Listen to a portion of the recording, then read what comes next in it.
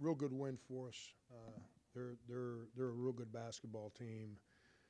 They've got all the ingredients to be a good team. They got athleticism, they got size, they got depth, they got a special player at guard. They can score off the dribble, can score off the catch. Real proud of the guys.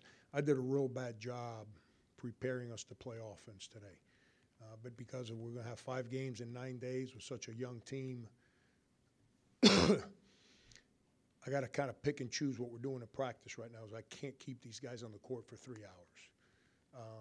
And I chose to prepare our defense, and then I left practice yesterday, and we prepared our offense, but we didn't prepare it against live defense. And I went home yesterday, and I said, you know what, these guys we're playing are old. They're going to dig into us. They're going to try and deny, and you didn't prepare the guys for it, and that's exactly what happened. But so many new guys. For as bad a job as I did to prepare us offensively, real proud of the way that they fought and figured out a way to play well enough to help us win. Frank, it seemed like really early, maybe around the 10-minute mark, your guards really started taking theirs off the dribble, going to the rim or maybe passing out for the three. How encouraging was that to see the guys just kind of making those plays on the fly? Yeah, I mean, you saw it from not just the guards, but Mike and Chris too. You know, they were trying to deny, so their defense had gotten spread out. And so then we started getting more aggressive off the dribble. Corey made some great plays off the dribble in the first half. Mike makes free throws. I mean, he has him a heck of a game. Chris played real well in the first half and then went into brain freeze in the second half. But if I would have done a better job yesterday preparing our offense, we would have had more space to be able to attack. And that's what I'm saying. Our guys actually adapted pretty good for such a young team.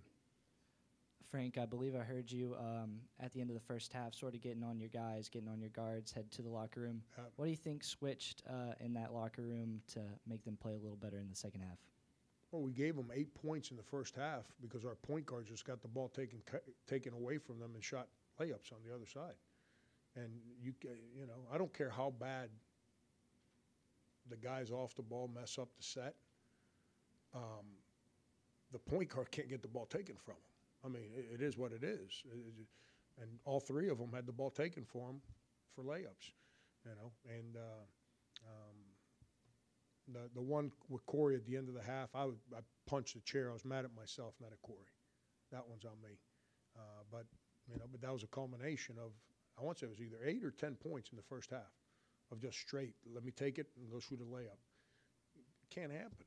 You know, if you're as a good player, they watch an NBA game. How many times people get the ball taken from their hands? I've been fortunate. I've coached some good players in my career. People don't take the ball from their hands. Like if they're trying to make a play and they turn it over, okay, they're trying to make a play. But when you're just dribbling and they just take it from you, you can't do that. Frank Cassani said he picked up some things when he was out there at the 12-minute mark of the first half that he picked up on that he could use in the second half. Is that another sign kind of in his kind of progress and picking things up even though when he's on the floor? Absolutely. It's like when we're playing, who do we play? Virginia Tech.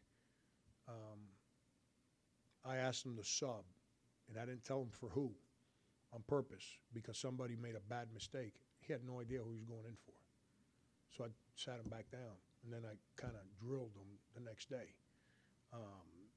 That's responsibility. He wants to lead. If he didn't want to lead, I wouldn't be on him. He wants to lead, so I've got to give him responsibility and hold him accountable every opportunity I have. He showed a lot of growth today because I dug in him in the first half. I dug in him when he committed his second foul, and I kept digging in him as the half progressed about our point guard play not being good. And last year he probably pouts and probably tries to change the channel and disengage from the game. I think you saw the way he played in the second half. I mean, he engaged. He obviously paid attention to what was said and paid attention to the game and went out the second half. It's not just because he made threes. He ran our team, played defense. I mean, he was real good in the second half. Frank, you mentioned, a pretty veteran team in Western Michigan. How do you feel like you played defensively against a team with a pretty good guard play? Yeah, if you eliminate some of the bad fouls we committed, like we gave them free throws. There were 2 3-point opportunities. They were just bad fouls. There was 2 ball screen defensive plays where we just pushed the guy with the ball. Felipe had 2 different situations where one time the young man missed both free throws, but the other time he made them, where he's off the ball and he's grabbing the guy he's defending. And the one thing we teach is don't stay off bodies. Don't ever get on bodies. Get off bodies. And so that's off the top of my head. That's 6, 8, 10, 14 free throws we gave them on bad fouls. Once they attack, you got to fight, and if you foul, you foul.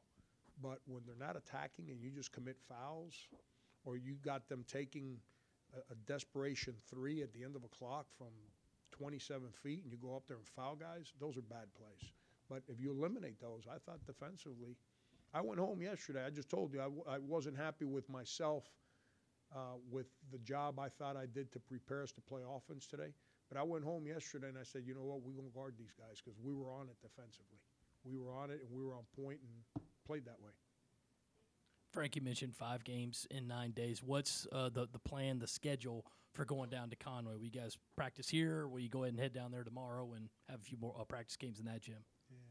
I should demote Andy Astley, don't you think? He does this to me every single year. Every year, and I keep him around like I trust him.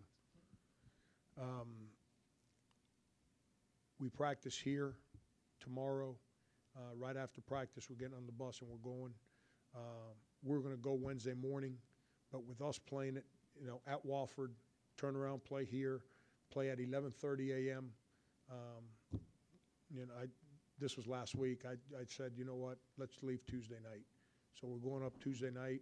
So Wednesday, we can get our practice in as early as we can, so we can get the minds and the body ready for 11 a.m. So we're going to practice Wednesday early on purpose.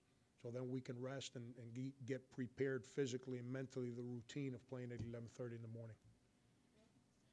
Frank, I know you said you took the blame for offensively, but maybe with that included, where was the expectations of what you expected to see out of this team tonight in their first game? You mean first game at home? Oh, first game at home, excuse me. I just want us to keep playing better. Here's what happened today, and this is something that bothered me today, and I was on our guys about. Like Wofford the other night, they didn't have the athleticism to keep up with some of our cuts. They fought us, but they didn't have the athleticism. These guys did. So now that means that we have to cut a little smarter. We have to fight a little harder to get through screens. We have to fight a little harder to come off a screen, and we didn't. We tried to just lollygag our cuts on offense. And I was bothered by that, but that's on me. That's what I'm saying. I should have prepared our guys for that a little better. But we just beat a real good basketball team. These guys won 9 of the last 10 games last year. They're a real good they return everybody, and we defensively. I don't like speaking in arrogant ways because it's not my personality. But I thought defensively we controlled the game. We never. Our offense is what kept things in doubt at times, but our defense continued to. It never allowed them to go. I think we gave them a 7-0 run. We're up 17. They cut it to 10. And it was all based on bad offense. But our defense is what allowed us to never allow them to go on those runs. And I haven't even changed defenses yet. I've pretty much stuck with our man because that's our bread and butter, and our guys have to learn how to play in it. I probably should have thrown some. I think we played 3 possessions of zone today. I probably should have played a little bit more zone today. But once again, I'm trying to get our guys to learn. Here's the deal: when we got to get a stop, we're gonna play man. That's on anyone that's ever coached against me knows that's in the scouting report. Frank's not going zone when he has to get a stop, so it's not a surprise. Our guys need to learn that, and we got too many young guys who are still trying to figure that out. How do you quantify what Justin Minaya brings to the table? Because he does a lot of things that don't show up in the box score. It's I don't know if anyone picked up on it, but Hassani struggled on number 10. Corey struggled on number 10. Wes struggled on number 10 and to start the game. And we put Justin on him, and all of a sudden number 10 got neutralized.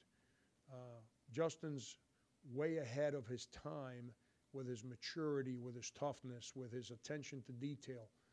He's much older than a 18-year-old college freshman.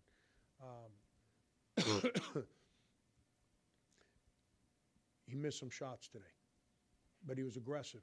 You know, he's always in the right place. He knows what we're running. He's a good player. Good player. He's got a chance to become a real that player. He's not scared. That to me, he understands what he's supposed to do. He does it, and he's not scared. That to me is worth. I don't care how hard the situation is in practice, in exhibition games, and the 2 games we've played. He takes on the challenge. He doesn't run away from it. He got too brave today. He got a little stubborn. He got like me, stubborn. He said, "I'm going to make a 3," and I'm like, "Yo, how about winning the game? You know, you haven't made one. It's not time to figure out a way to let's win the game." But that's part of being a freshman. Talk about offensively and not being totally ready, maybe in the half-court stuff, though. But did you like that you had some broken plays today? Were you able to kind of generate, for example, off Silva's big block, Corey goes down the other end, he scores for you. That kind of sparked a little 12-0 run there. Did you like that you guys were able to use that defense to kind of create that offense in situations like that? Yeah. Our open court, and we scored 78? And Mike went 2 for 56 from the foul line. You know, if we make some free throws, we're in the mid-80s. You know, and I like how we played on offense in the open court. Where I was frustrated with my job preparing my guys was once their defense was set and we had to walk it up to enter offense, I did just a bad job of getting our guys ready for that. But they bailed me out, so I owe them one. You know, they bailed me out. But offensively, I like the potential of this basketball team. I like the skill, multiple guys that can make threes. We got, you know, Wes Myers and Corey continues to get better. Wes had a bad day today. Wes wasn't engaged the way he needs to be engaged, and that's the adjustment that he's got to make. See, Booker's been through this. Booker's been on a Sweet 16 team. He gets it. Wes is trying to figure that out right now, how hard you got to go every single day. But he will. He wants to do right. I'm real happy with how we're playing on offense. Half court is where we weren't very good today in half court offense. Frank, you've talked about what you saw from Corey Holden last year in practice, and maybe through the first couple of weeks of this season, it's taken some time to shake the rust off. Is the first half that he had tonight what you see from him and what you envision his role and him having that success? No doubt. His adjustment right now with me is not on offense, it's on defense. That's what he's trying to figure out. You know, he hasn't gotten the repetitions defensively that everyone else has gotten to understand our concepts. And and what happens is if you have one guy, the way we try to play defense is if one guy messes up his assignment, it puts the other 4 guys in a bad spot. And Corey's trying to learn. It's not that he's playing bad. It's just that Hassani's playing that real well. Wes Myers had gotten a lot more repetitions at our defensive concepts. Corey's coming around. Corey's going to be fine. Like today, again, I froze him in the second half, and his knee stiffened up. You know, that's on me. I've got to do a better job. I can't freeze him out. I've got to make sure that when he's tired, I take him out, and if he screws up, then go get stiff and stay. Don't worry about it.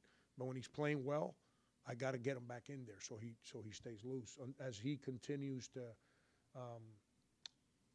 get to a place of comfort with his body, which is he's still trying to go through.